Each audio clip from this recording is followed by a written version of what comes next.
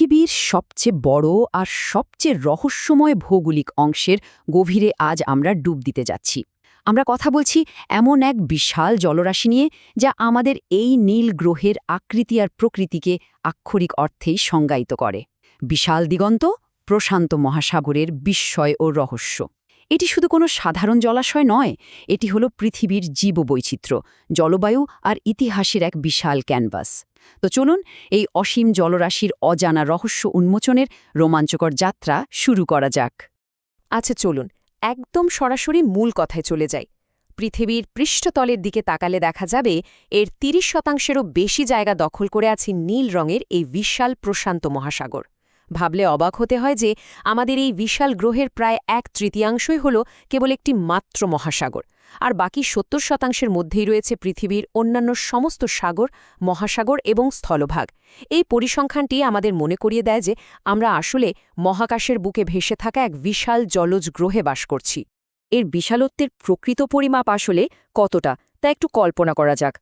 পৃথিবীর সমস্ত স্থলভাগ মানে এশিয়া, আফ্রিকা, ইউরোপ, উত্তর ও দক্ষিণ আমেরিকা, অ্যান্টার্কটিকা আর অস্ট্রেলিয়া, এই সব মহাদেশকে যদি একসাথে যুক্ত করা হয় তবুও তা প্রশান্ত মহাসাগরের বিশাল আয়তনের কাছে রীতিমতো হার মানবে। এই মহাসাগর একা এত বেশি জায়গা দখল করে আছে যা মানুষের কল্পনার সীমানাকেও ছাড়িয়ে যায়। আর ঠিক এই অকল্পনীয় আয়তনের কারণেই প্রশান্ত মহাসাগর পৃথিবীর প্রায় সব ধরনের চরম জলবায়ু সংস্পর্শে আসে। একেবারে উত্তরের হাড় কাঁপানো বরফাবৃত মেরু অঞ্চল থেকে শুরু করে নিরক্ষীয় অঞ্চলের উষ্ণ, আরামদায়ক সমুদ্র পর্যন্ত এর বিস্তৃতি। এর মানে হল এই একটিমাত্র মহাসাগরের বুকে পৃথিবীর সব ধরনের সামুদ্রিক পরিবেশ বিরাজমান। তবে এখানে কিন্তু শুধুই অন্তহীন জলরাশি নেই, পুরো মহাসাগর জুড়ে ছড়িয়ে আছে হাজার হাজার দ্বীপ।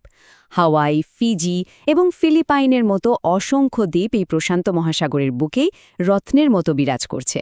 বহু শতাব্দী ধরে এই বিচ্ছিন্ন ভূখণ্ডগুলোতে এমন সব উদ্ভিদ আর প্রাণীর বিকাশ ঘটেছে যা পৃথিবীর আর কোথাও পাওয়া যায় না। মহাসাগরের মাঝখানে বিচ্ছিন্ন এই দ্বীপগুলো যেন প্রকৃতির এক একটি জীবন্ত পরীক্ষাগার। এখন সবচেয়ে মজার ব্যাপারটা কি জানেন? ১৫২০ সালের দিকে বিখ্যাত পর্তুগিজ অভিযাত্রী ফার্ডিনান্ড ম্যাজেলেন যখন এই মহাসাগরে প্রবেশ করেন তখন তিনি এর শান্ত রূপ দেখে দারুণ মুগ্ধ হয়েছিলেন। তিনি এর নাম দিয়েছিলেন প্যাসিফিক, যার অর্থ হল শান্তিপূর্ণ। তার সেই দীর্ঘ যাত্রার সময় এই মহাসাগরের পানি অত্যন্ত শান্ত দেখাচ্ছিল। কিন্তু এই নামের পেছনের ইতিহাসটা বেশ অদ্ভুত, কারণ ম্যাগেলেনের সেই প্রথম ধারণাটি পুরো মহাসাগরের প্রকৃত রূপকে মোটেও তুলে ধরে না। কারণ ম্যাগেলান যাকে শান্তিপূর্ণ ভেবেছিলেন তার ভেতরের আসল চিত্রটা সম্পূর্ণ আলাদা।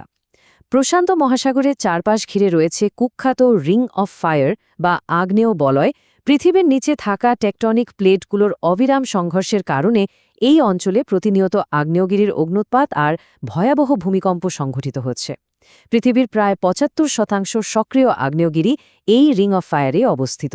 তার মানে ওপরের পানি যতই শান্ত দেখাক না কেন, নিচে কিন্তু চলছে এক প্রচণ্ড বিধ্বংসী কর্মযজ্ঞ।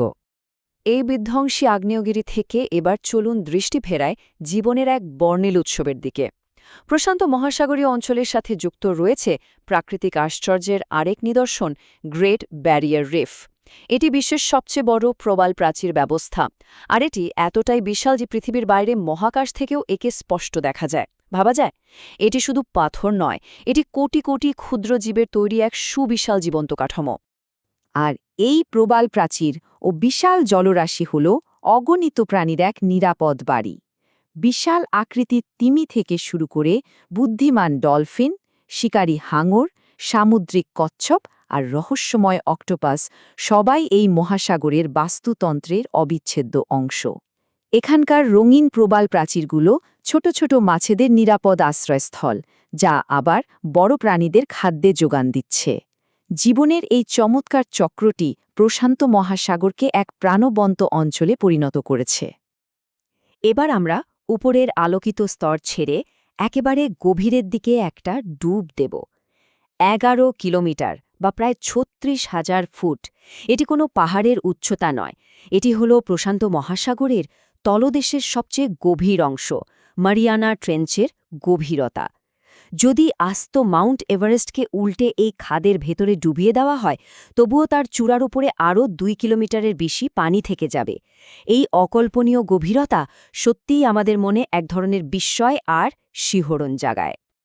এত গভীরে, যেখানে সূর্যের আলোর এক বিন্দু পৌঁছাতে পারে না, সেখানে ঘুটঘুটে অন্ধকারই তো হওয়ার কথা, তাই না? কিন্তু প্রকৃতি সবসময়ই আমাদের অবাক করে। এই চরম অন্ধকারে বেঁচে থাকার জন্য গভীর সমুদ্রের প্রাণীরা বায়োলুমিনেসেন্স বা জীব প্রভা নামক এক অবিশ্বাস্য ক্ষমতা অর্জন করেছে।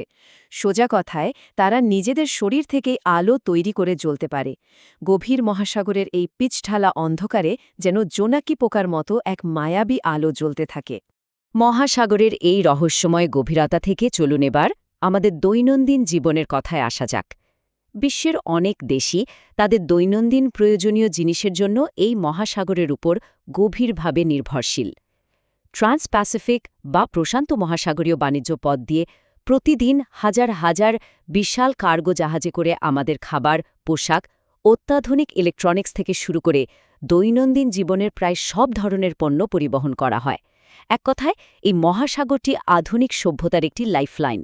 আর এই বিষয়টি চমৎকারভাবে আমাদের সামনে তুলে ধরে যে প্রশান্ত মহাসাগর শুধু জাহাজ চলাচলের পথই নয়, এটি পৃথিবীর জলবায়ু নিয়ন্ত্রণের সবচেয়ে বড় ইঞ্জিনগুলোর একটি।